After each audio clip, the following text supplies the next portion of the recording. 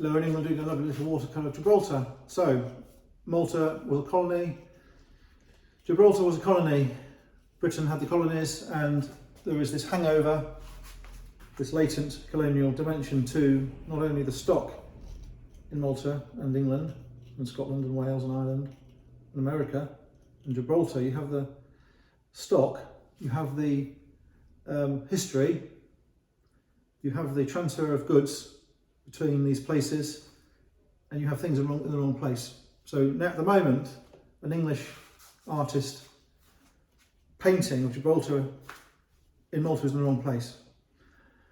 When my father was a dealer in the 60s and 70s, he was sending a lot of American furniture back to America. It was in the wrong place.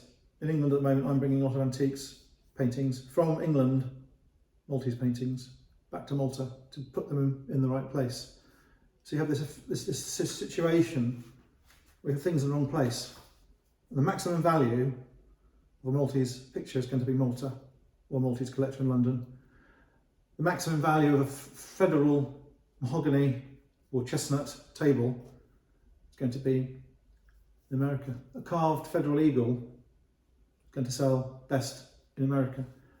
So you have Gibraltar. Is it going to sell in Gibraltar or in England? Gibraltar's difficult, not very many people there. That will end up going back to England, I think, or possibly to Gibraltar.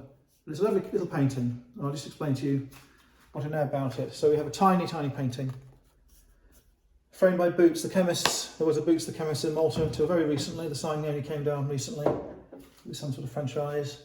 Was it framed in Malta or Gibraltar? I mean, there was a Boots. I think actually still is a Boots in Gibraltar. Boots used to do picture framing. They don't anymore, of course. Quite nice to see, though it was not rare. Very, very, very ordinary frame. I would think it was painted 1910. 1907. And I think this was framed around that time. Gold effect card mount.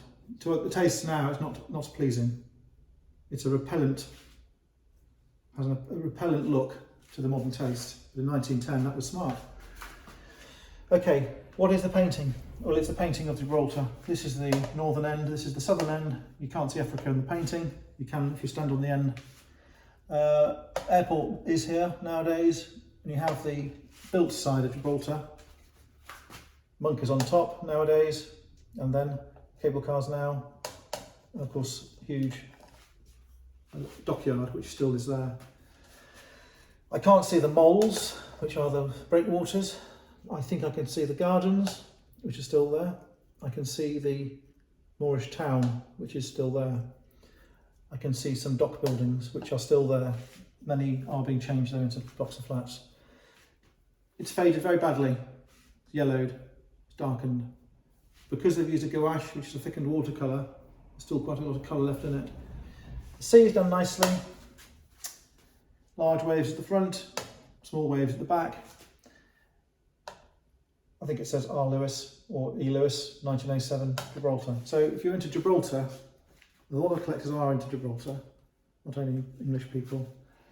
There are people in Gibraltar who collect it. There are a lot of Maltese people in Gibraltar.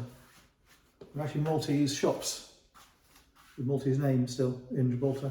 Not so many as used to be, but there are quite a lot. Will it go to America? Will it stay in Gibraltar, go to Malta, stay here? I don't know. It's in Malta at the moment for sale. It's a pleasing little thing. Not many pictures of Gibraltar are around. Very simple, very honest. Not a lot of money. The fading has really hammered the price on this. Thanks very much for looking.